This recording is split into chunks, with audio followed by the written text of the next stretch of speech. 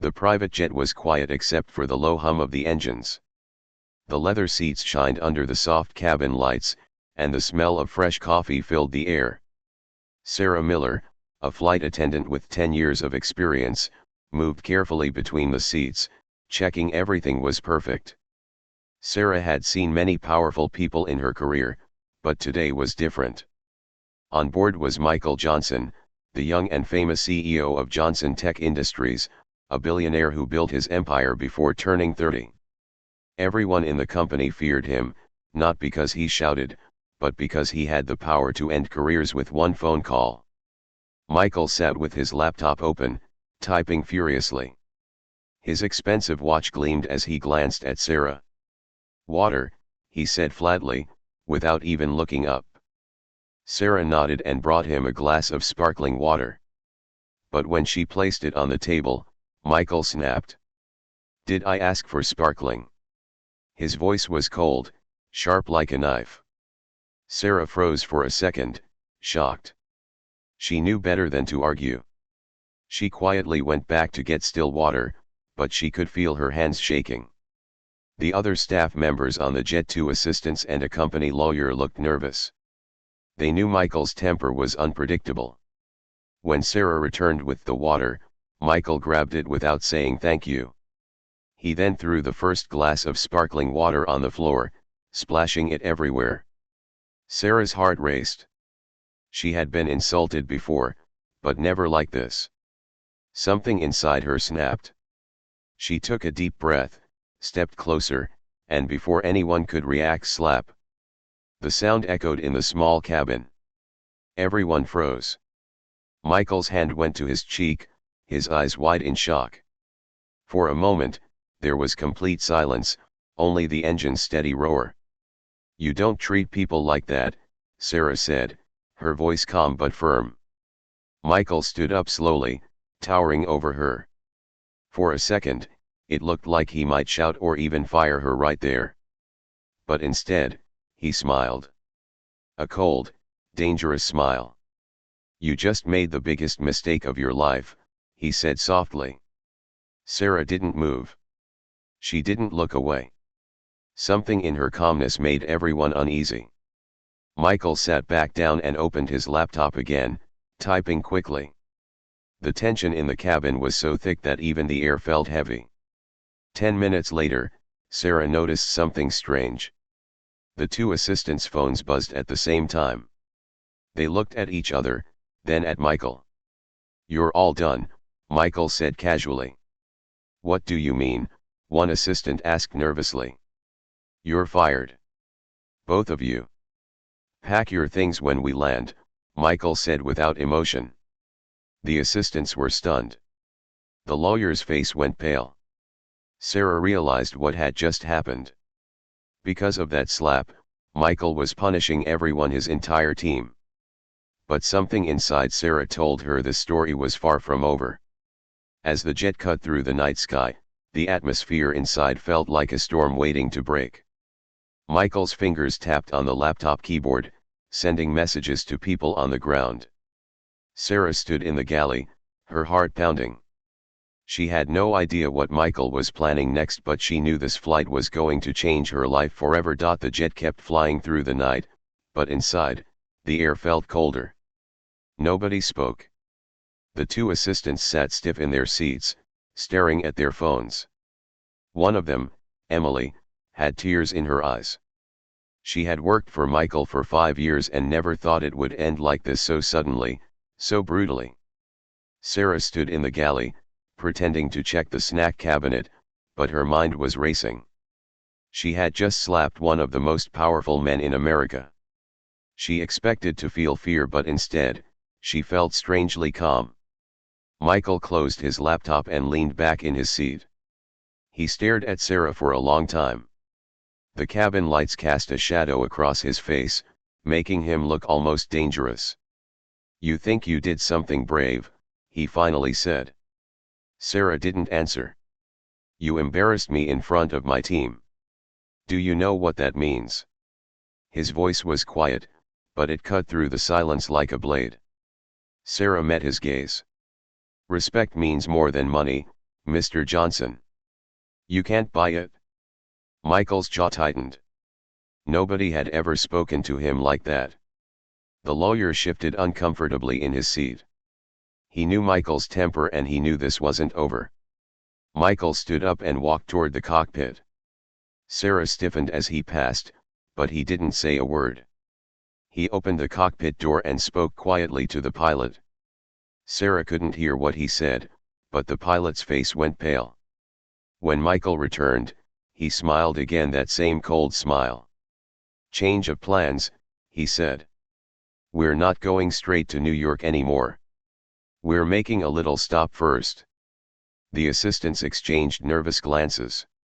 Emily whispered, "Where are we going?" "You'll see," Michael replied.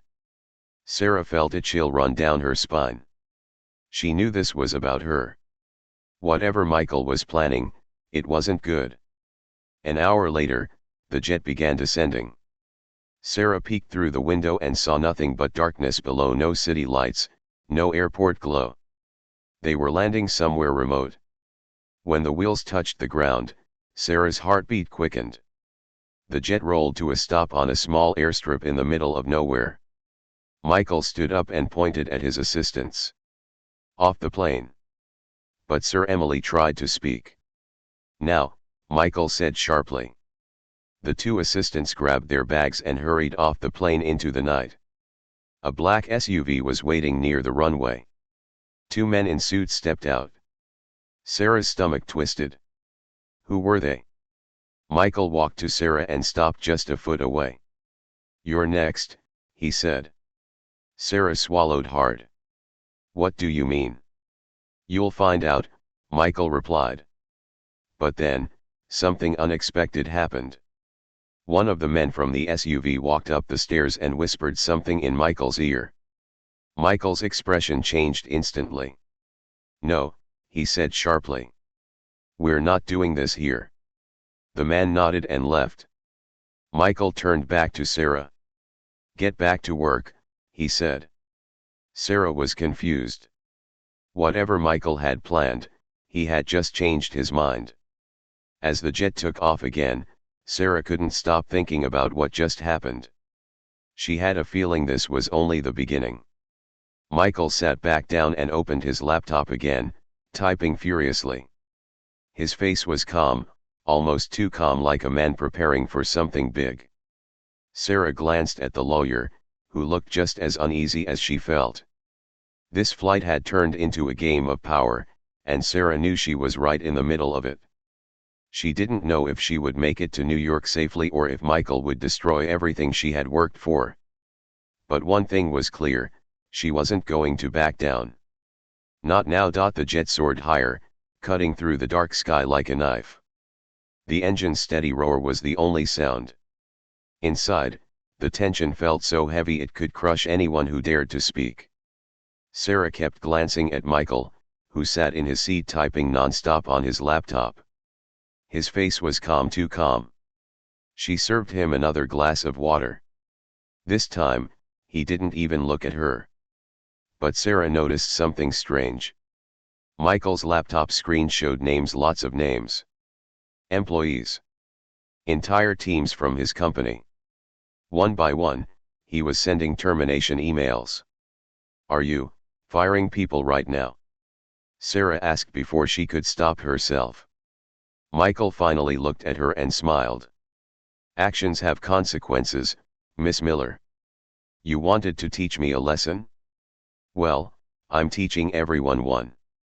Sarah's stomach twisted. This wasn't just about her slap anymore. Michael was using this moment to punish dozens of people. "You're ruining lives over your pride," Sarah said, her voice low but steady. Michael leaned back. "My company, my rules. If my team can't protect me from humiliation," his hand brushed his cheek where she had slapped him, "then they are weak. And weak people don't belong in my world." Sarah didn't reply. She knew anything she said would only push him further. The lawyer shifted in his seat, finally speaking up. "Michael, maybe we should discuss this when we land." Michael cut him off with a sharp look. "You're still here?" Maybe I should add you to the list too. The lawyer swallowed hard and said nothing more. Suddenly, the cockpit door opened. The co-pilot stepped out, looking uneasy. "Mr. Johnson, we're getting unusual weather ahead. We might need to divert," he said. Michael frowned. "No. Keep course. We're landing in New York, no matter what." The co-pilot hesitated. "Sir, it's not just weather. Air traffic control says there's an unscheduled security check waiting for us. Federal agents." Sarah's eyes widened. "Federal agents?" Michael's face darkened. "Of course," he muttered. "Someone tipped them off." He looked straight at Sarah. "Was it you?" Sarah took a step back. "Me? I didn't call anyone." Michael stood up, his anger now boiling to the surface. "Don't lie to me. Someone reported this flight. Someone is trying to stop me." Sarah didn't know what to say. She hadn't called anyone, but now, whoever had done it had just made things worse. Michael walked to the cockpit and slammed the door shut. For the next 10 minutes, everyone sat in silence, the only sound being the rush of the engines. Then Sarah heard something. A faint ding from her phone in the crew area. She quickly grabbed it. A message from an unknown number flashed on the screen. "Stay calm. Help is waiting in New York. Don't let him land anywhere else." Sarah's heart pounded. Someone out there knew what was happening. Someone was watching this flight. But could she trust them? Michael returned to the cabin, his face unreadable. "Change of plan again. We're not landing in New York. We're landing at a private airfield in Pennsylvania." "No," Sarah said before she could stop herself. Michael raised an eyebrow. "No. If you land there, you're avoiding the agents," Sarah said. "You know this is wrong." Michael took a step closer. "You seem to think you have power here, Miss Miller." "You don't." Sarah met his gaze. "Maybe not. But someone out there knows what you're doing." Michael's eyes narrowed. "We'll see about that." He sat back down, but now Sarah could see it. He was worried. Whoever had contacted her had shaken him. The jet changed course, banking sharply. Sarah gripped the seat to keep her balance. She didn't know what was waiting in Pennsylvania, but she knew one thing for sure. Whatever happened next, it would decide more than just her job. It would decide who walked off this jet with their life and reputation intact. The jet descended through the clouds, the cabin lights dimming as the landing gear deployed. Outside, the world below was pitch black, just a faint runway ahead, lit by a few lonely lights. Sarah's heart pounded harder with every passing second. The message on her phone replayed in her mind, "Don't let him land anywhere else." She had a choice. Stay quiet and let Michael escape whatever was waiting for him in New York, or act now and risk everything. The tires screeched as the jet touched down on the small Pennsylvania airstrip. The plane slowed to a stop. Immediately, two black SUVs drove up to the jet, their headlights blinding through the cabin windows. Michael stood and straightened his jacket. "Stay here," he ordered, then walked toward the door. Sarah's instincts screamed at her. She moved quickly to the cockpit and grabbed the intercom. "Captain," she whispered, "we can't open the door. This isn't safe." Before the captain could respond, Michael turned around sharply. "What are you doing?" Sarah stepped back, but her voice was firm. "We don't know who those people are. You could be walking into a trap." Michael laughed coldly. "I am the trap." He opened the door before anyone could stop him. Two men in suits climbed aboard. They didn't look like federal agents. No badges, no words, just cold, hard stares. "Is it ready?" one of them asked Michael. "Yes," Michael said, nodding toward the back of the jet. Sarah felt a chill run through her. "Ready? Ready for what?" Michael pointed at the lawyer. You're coming with us. The rest stay put. The lawyer's face turned white. Michael, wait. But the men grabbed him by the arm and pulled him toward the door. Sarah's heart raced. Something very bad was happening. This wasn't about business anymore, this was something darker. When Michael stepped off the plane, Sarah made her move. She ran to the cockpit and whispered urgently to the pilot. Take off now. Get back in the air. The pilot hesitated. I can't, not without. You can, Sarah said, her voice shaking. You just saw what's happening. This isn't safe. The pilot glanced toward the cabin, then back at Sarah. Finally, he nodded. Hold on, he said. The engines roared to life. Michael turned around just as the stairs were being pulled up. What are you doing? He shouted. But the jet was already moving, picking up speed on the runway. Sarah held her breath as the plane lifted back into the night sky. Inside the cabin, chaos erupted. Michael stormed back inside, his face red with fury. You just made a very big mistake, he growled. Sarah stood her ground. You were about to do something illegal, weren't you? Who were those men? Michael didn't answer. Instead, he grabbed his phone and started dialing. But before he could make the call, Sarah held up her own phone. I have everything recorded, she said. Michael froze. You think you're the only one who can destroy lives? Sarah continued, her voice steady now. If you try to hurt anyone else, this goes public. Michael's hand slowly lowered. For the first time, he looked unsure. The jet leveled off, heading east toward New York. Michael sat back down, silent, staring out the window. Sarah stayed near the cockpit, her whole body shaking, but inside, she felt something new. She was no longer just a flight attendant. She was the only thing standing between Michael and whatever he had planned for the people waiting on the ground. And she wasn't going to back down. The jet sliced through the night sky, heading straight for New York. The cabin was tense and silent. Michael sat in his seat, fists clenched, his mind clearly working on overdrive. Sarah stood near the galley, holding her phone tightly. Her heart was still racing, but her fear had changed into something else: determination. When the pilot's voice came over the intercom, everyone froze. Ladies and gentlemen, we are cleared to land at JFK. Estimated arrival in 10 minutes. Michael shot Sarah a look. You think you've won? Sarah didn't flinch. I think it's over. Michael didn't reply. He just stared at her, the faintest smile playing at the corner of his lips. The jet descended over the city, the glow of New York lights shining below.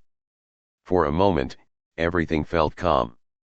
But Sarah knew it was the calm before the storm. The wheels touched the ground. The plane rolled to a stop near a private hangar.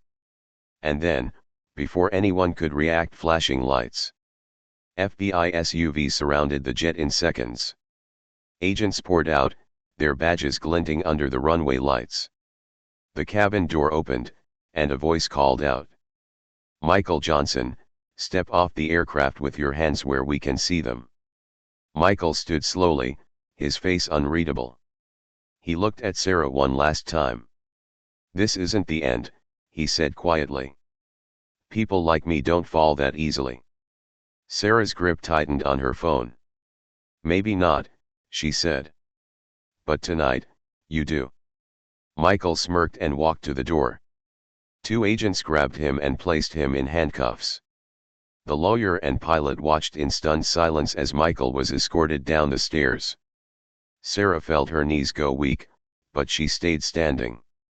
She needed to see this through.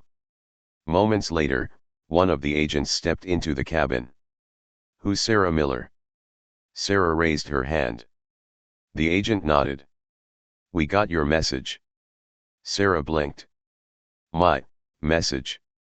The agent smiled slightly. Let's just say you had friends watching this flight. You did the right thing keeping the plane in the air. Sarah exhaled in relief. Someone had been protecting her all along. Outside, Michael was placed into one of the SUVs.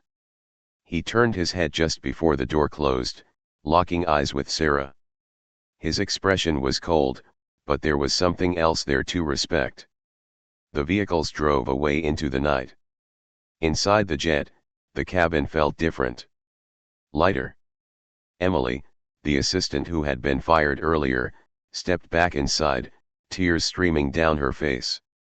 "I don't know what you did," she said to Sarah, "but thank you." Sarah just nodded. She didn't feel like a hero. She just felt tired. When the passengers finally disembarked, Sarah walked out onto the tarmac. The cool New York air hit her face, and she took the deepest breath she had taken all night. Her career might still be over. Michael Johnson might still try to ruin her life. But for the first time, she didn't care. She had stood up to him and she had won, at least for now. As the first rays of dawn started to appear on the horizon, Sarah looked up at the sky. Somewhere inside, she knew this wasn't just the end of a flight. It was the beginning of a new story.